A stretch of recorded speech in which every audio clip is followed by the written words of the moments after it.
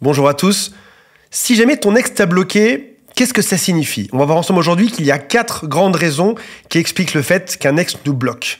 Mais si cette question est déjà importante, il y a d'autres questions secondaires, comme par exemple, est-ce que cette personne m'aime encore aujourd'hui ou pas? Et surtout, la dernière question qui est, est-ce qu'on a une chance de se remettre ensemble? C'est ce qu'on va voir aujourd'hui. On va voir que c'est parfois mauvais signe, selon les cas de figure, mais ça peut aussi être un signe anodin qui prouve que vous allez peut-être vous remettre ensemble.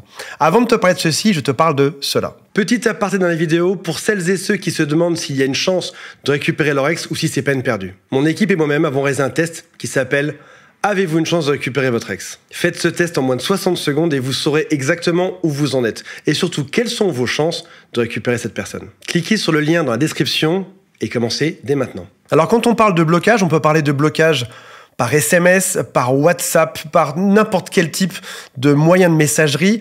On peut aussi penser à des réseaux sociaux. Tu es par exemple bloqué sur Instagram, sur Facebook. Et peut-être même qu'il te bloque de manière indirecte dans les soirées. Si jamais tu vas à une soirée, ton ex n'ira pas. Tu as vraiment l'impression que c'est définitif. Peut-être même que ton ex te l'a dit à l'oral. Tu as dit des choses comme par exemple « Entre toi et moi, c'est fini, je ne t'aime plus » ou encore « On ne se remettra jamais ensemble ». Tout ceci rentre dans une seule et même catégorie qui est le blocage. Et je t'ai dit qu'il y avait 4 raisons. Ces 4 raisons peuvent se regrouper sur une seule, malheureusement, qui n'est pas la plus agréable à dire aujourd'hui, c'est que te voir ou avoir des nouvelles de toi est pénible. Mais, c'est ce qu'on va voir aujourd'hui, c'est pas forcément mauvais signe. Alors, je vais commencer par le cas de figure un peu spécifique, où ton ex est quelqu'un qui est dit d'attachement évitant.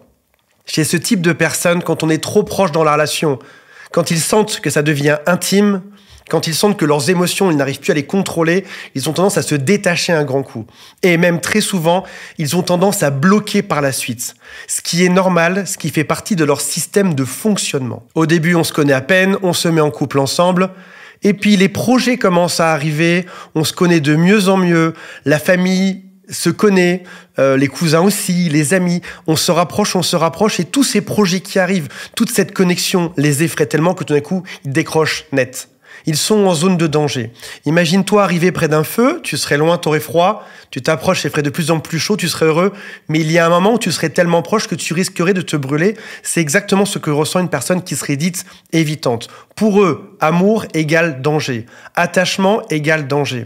Chez certains, ça va se traduire au bout de quelques semaines seulement. Chez d'autres, ça peut arriver au bout de quelques mois, voire même de quelques années. À chaque fois qu'on est trop proche, il y a une petite dispute. Et puis un jour, il y a une grosse dispute. Ils en ont marre. Ils voient bien que même le circuit répétitif de faire des disputes avec toi les rapproche quand même de toi. Et donc dans ce cas-là, ils coupent net et ils vont venir tout bloquer. Si les évitants sont les plus aptes à venir couper le contact et à tout bloquer, dans tous les cas de figure, SMS, physiquement, socialement, partout, si c'est eux qui bloquent le plus souvent, c'est aussi eux qui, bizarrement, ont tendance à le plus facilement débloquer la situation. Il peut aussi y avoir un cas particulier. C'est pas quelqu'un qui serait réellement évitant au sens clinique du terme. C'est juste quelqu'un qui aurait une habitude de faire le ménage.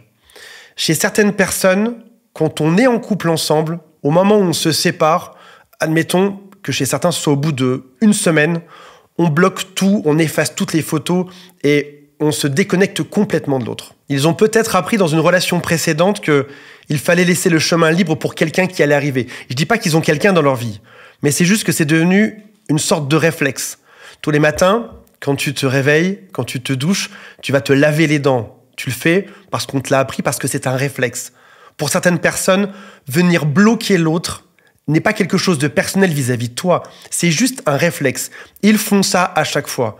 Et c'est pas pour autant qu'ils vont te bloquer aujourd'hui qu'ils ne peuvent pas te débloquer par la suite. J'ai créé une formation vidéo en 12 modules qui s'intitule « Récupérer son ex en 60 jours ». Le programme de formation s'affiche juste ici. Pour vous inscrire gratuitement, le lien est dans la description. Deuxième cas de figure qui peut expliquer que ton ex t'est bloqué, c'est un conflit interne d'émotions. Certains sont extrêmement matures, certains sont des adultes et savent gérer leurs émotions. Ils savent faire la part des choses, ils savent communiquer en cas de problème. D'autres ne savent pas communiquer, ne savent pas être aussi matures.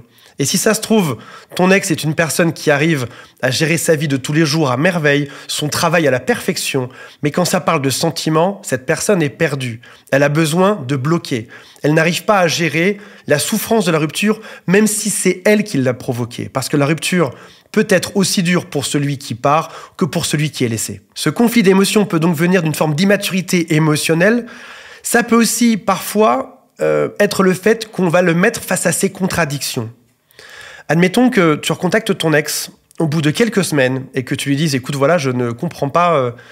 Tu m'as dit il y a un mois de ça qu'on allait se marier, puis aujourd'hui, on est séparés. J'arrive pas à comprendre. » Si ça se trouve, même ton ex en interne n'a pas la réponse à cette question. Peut-être qu'il y a une partie de son cerveau qui se dit « On était bien ensemble, c'était génial, il y a plein de points positifs. » Et peut-être qu'une autre partie se dit « On n'a pas les mêmes objectifs de vie, on ne va pas dans le même sens, dans la même direction.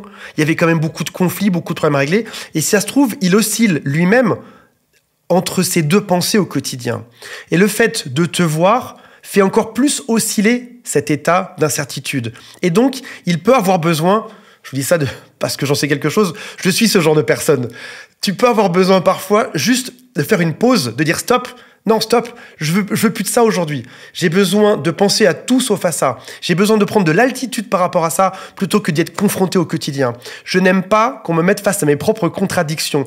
Je vous dis ça, je mets ça sur moi, mais l'être humain est créé comme ça. Personne n'aime être mis face à ses propres contradictions. Je t'en cite une autre dans un autre domaine. Tu aimes manger de la viande, tu trouves ça génial. T'aimes manger ton gros steak de viande.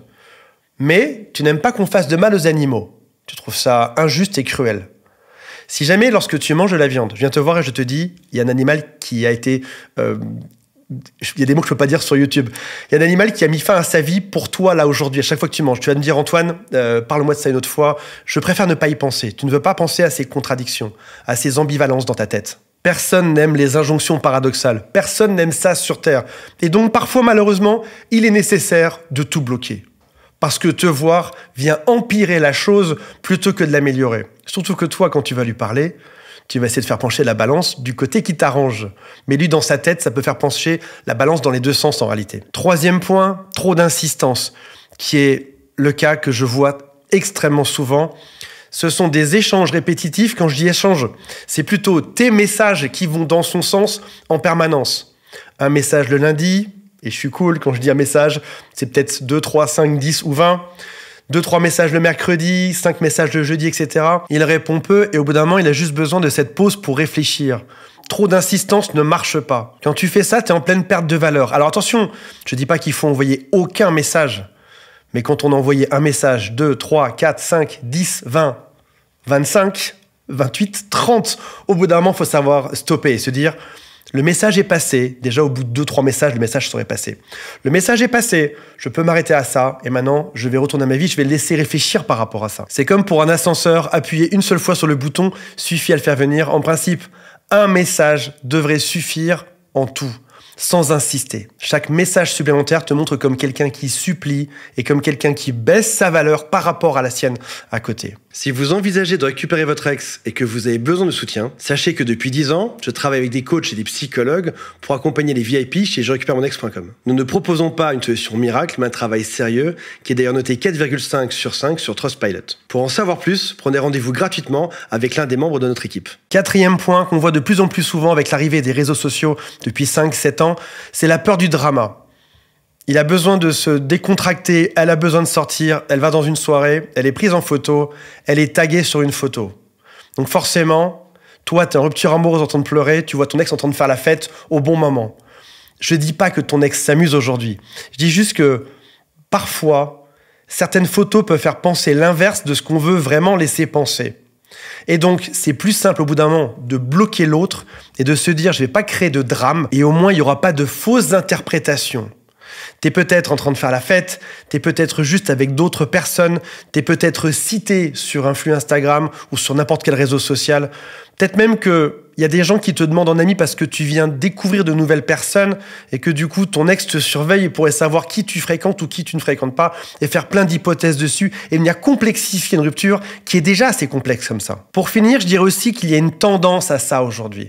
On est dans un monde qui est connecté, qui fait que dans le temps, on se disait simplement au revoir, j'emménage dans le village d'à côté et on se revoyait quasiment plus jamais. Aujourd'hui, dans un monde qui est connecté, dans un monde numérique où on se voit tout le temps, oui, il y a parfois besoin d'avoir un temps pour soi, un temps pour se déconnecter, un temps pour bloquer l'autre, même de temps en temps. Les études sont difficiles dans ce domaine-là, à prouver qu'elles sont vraies, mais on peut en lire certaines qui donnent certains chiffres à prendre avec des pincettes. 62% des jeunes âgés de 15 à 34 ans ont bloqué leur ex et supprimé tous les échanges après une séparation. 76% des personnes interrogées ont supprimé les photos partagées avec leur ex, selon une enquête de l'IFOP qui date de 2023. Pour autant, si on regarde d'autres études, on voit aussi que 50% des ex se remettent ensemble. Encore une fois, ce chiffre est à prendre avec des pincettes. C'est peut-être 20, 30, 40% si tu fais beaucoup d'erreurs. Si tu es accompagné par un coach, par un psy de mon équipe, tu passes peut-être à 50, 55. Je dis ça sans aucune certitude, mais en tout cas, tu mets toutes les chances de ton côté. Et dis-toi bien qu'il y a quelque chose qui n'est pas spécifiquement contre toi dans le fait de te bloquer quelque part. C'est plus souvent une tendance, c'est aussi le fait de vouloir se remettre et de s'apaiser dans son coin, de faire le tri dans ses idées. Et c'est souvent passager tant que les émotions sont fortes. On se rappelle qu'on dit souvent « le pire face à l'amour, c'est l'indifférence ». Mais là, le blocage, ce n'est pas de l'indifférence, c'est un blocage. On est plutôt dans « je te déteste, je te hais aujourd'hui, je ne veux plus te voir ». Donc, on dit que la Terre est ronde et que la haine et l'amour se retrouvent au même point. C'est peut-être pas si mal que ça d'être bloqué parfois, parce que tu seras surpris qu'à un moment donné, si tu fais bien ton silence radio, ton ex va revenir. Voilà mes amis. Je vous rappelle qu'il y a un quiz en dessous qui s'appelle « Quelles sont mes chances de récupérer mon ex ?» juste en dessous, et aussi un lien pour appeler mon équipe si vous le souhaitez et avoir plein de renseignements sur votre cas spécifique. Salut à tous, bye.